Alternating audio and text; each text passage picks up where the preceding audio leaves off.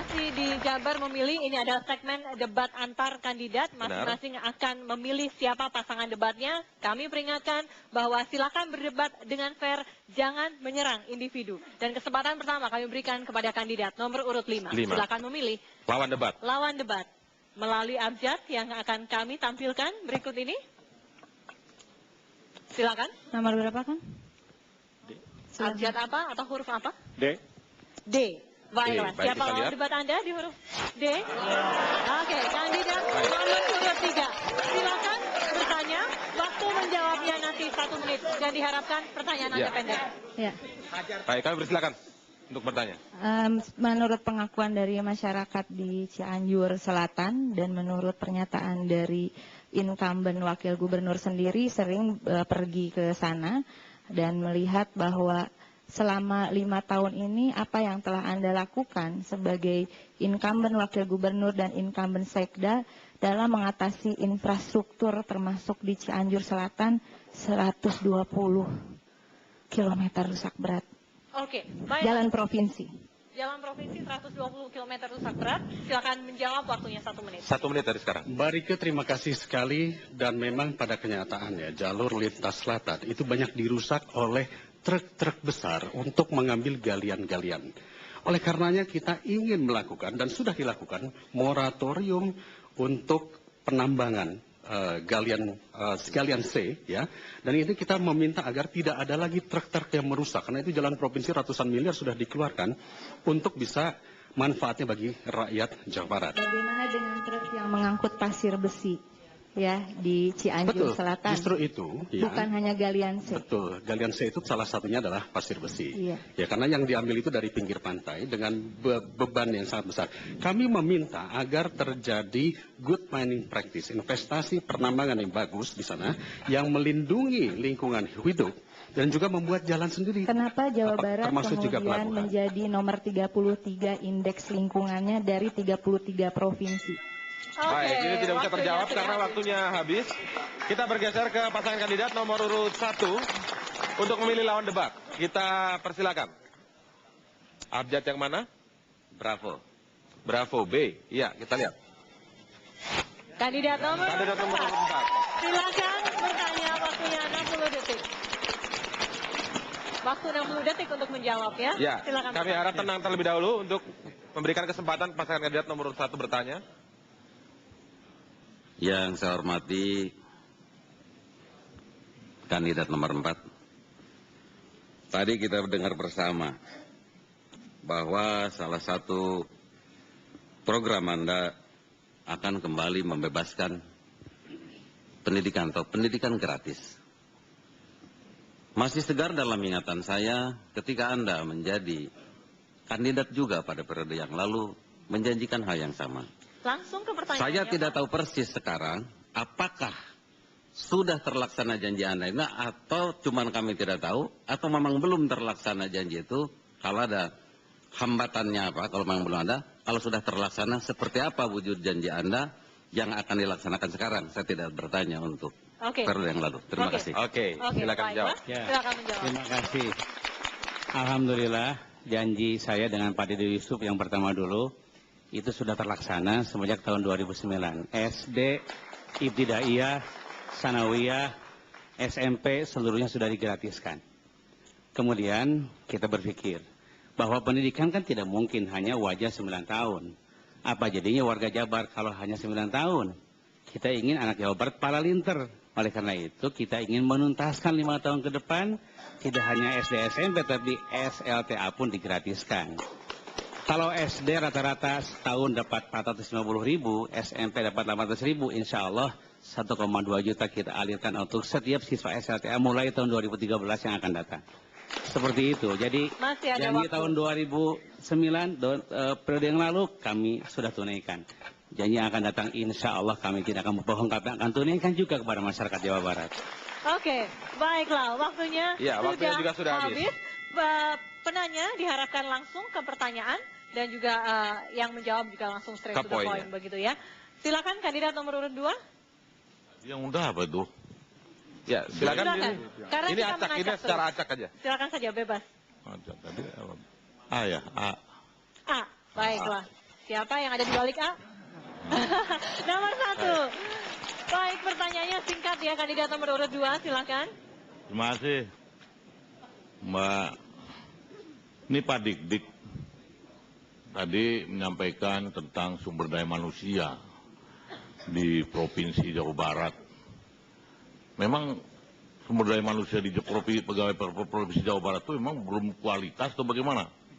Karena begitu redahnya sehingga ketika kemudian bicara masalah SDM menjadi misi pertama dari pasangan nomor 1 ini, itu saya ingin jadi masalah SDM Provinsi Jawa Barat pegawainya kurang begitu mendapatkan dukungan yang baik. Bahkan kalau kemudian tadi kita dengar dari pasangan calon nomor 4 incumbent akan disekolahkan ke luar negeri. Saya juga mau tuh sekolah ke... Baiklah, kalau begitu silakan menjawab kandidat nomor 1 menit dari 1. sekarang. S3 gitu ke luar negeri asal dibiayai oleh pemerintah aja. Baik. Silakan. Pertanyaannya apa? Pertanyaannya singkat saja, Pak. Singkat saja. Yang Mengenai tadi SDM. birokrasi di pemerintah provinsi. Mengapa menjadi Jawa skala Barat, prioritas Anda? Oke, langsung dijawab, silakan. 1 menit. Juga tuh waktunya. Jadi gini aja. Realita faktanya, masa sekolah kita cuma 8 tahun 2 bulan. Artinya setingkat kelas 2 SMP. Sekarang suka dan tidak suka, kita harus akui secara kualitas. Itu bukan Secara kualitas. Lama sekolah itu untuk Bukan, secara penduduk. kualitas. Sekarang saya aparat tanyakan itu kita adalah udah birokrasi, mencukupi. Pak. Kasih kesempatan saya menjawab, tidak ini. Tapi secara kualitas kan tidak temui. Nyatanya birokrat kita banyak pekerjaan-pekerjaan yang tidak efektif, yang hanya menjadi tukang stempel. Jumlahnya banyak, produktivitasnya rendah. Itu harus kita akui, suka dan tidak suka. Oke, Saya kira baik, pendapat saya. waktunya sudah habis. Kalau kemudian Anda bertanya mengapa waktunya sangat pendek, itu adalah resiko Anda ketika tidak mengerti dari pertanyaan lawan. Jadi Begitu harus ya? didengarkan dengan baik-baik. Kita langsung ke pasangan kandidat nomor urut 3. Ya, terima kasih. Saya ambil A kembali. A. Ya. Oke. Kami harap tenang dulu agar tidak terulang nanti mengulang pertanyaan. Silakan. Ya, ini bukan dendam ya Mbak Rika ya. Ya, nggak apa-apa, silakan. Tetapi mungkin saya rasa sebagai kandidat perempuan satu-satunya mungkin bisa memberikan sebuah sentuhan yang menarik buat Jawa Barat ini. Ketika kita berbicara potensi Jawa Barat, kita harus berbicara pemisahan antara sektor hulu dan sektor hilir. Nah, apabila kita melihat bagaimana meningkatkan sumber daya alam, sumber daya manusia, dan juga sumber daya teknologi, konsep Anda itu bagaimana mengenai industrialisasi sektor hulu? Oke, konsep Anda terkait industrialisasi sektor hulu. Silakan langsung dijawab. Ya, industrialisasi sektor hulu, misalnya kita berbicara industrialisasi bidang pertanian, maka hulunya adalah di petani sendiri, berbasis pada pertanian rakyat, juga pangan lokal. Di mana misalnya kita beri contoh, ada industri mie instan, maka seperti kebutuhan untuk cabenya, kebutuhan untuk hal-hal dasarnya, bagi industri tersebut, kita ambil dari para petani tersebut. Sehingga ada nilai tambah bagi para petaninya sendiri. Jadi maksudnya meningkatkan produktivitasnya bagaimana? Ya, kita juga harus menyupport bagaimana petani ini mendapatkan kredit yang juga ringan, tanpa agunan, dan diperbaiki infrastruktur. Sumber daya alamnya tentu saja harus dikelola. Tidak boleh kejadian lagi seperti sekarang ini. Indeks lingkungan Jawa Barat pada masa pemerintahan saudara incumbent, saya ulangi, nomor 33 dari 33 provinsi. Itu jelas harus diperbaiki. Ya. Waktunya habis, silakan kandidat nomor urut 4 untuk memilih lawan debat.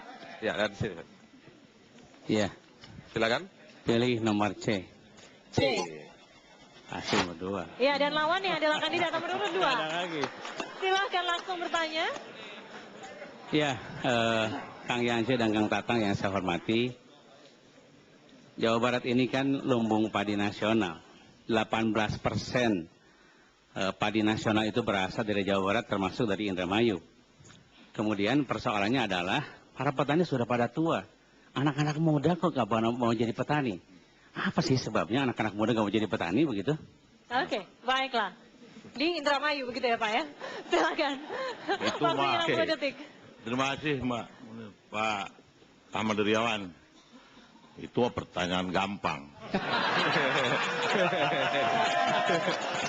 Silakan, waktunya terus dijawab, berjalan. waktunya terus berjalan. Kenapa anak-anak muda di Jawa Barat tidak mau memilih menjadi petani? Masalahnya sekarang Jawa Barat tidak mampu menjamin pasar para petani. Kita tahu, contoh di Indramayu, produksi beras di Indramayu itu produksi GKP padi 1.500.000 ton per hari, per tahun. Bulog hanya mampu menyerap 150.000 ton. Dan konsumsi masyarakat Indramayu 250.000 ton. Ada marketable surplus 1 juta ton. Ketika faktanya, jadi harga beras itu sehebat apapun tidak pernah menguntungkan para petani. ya justru Gimana? karena Jawa Barat tidak mengambil peran. Tidak mengambil peran.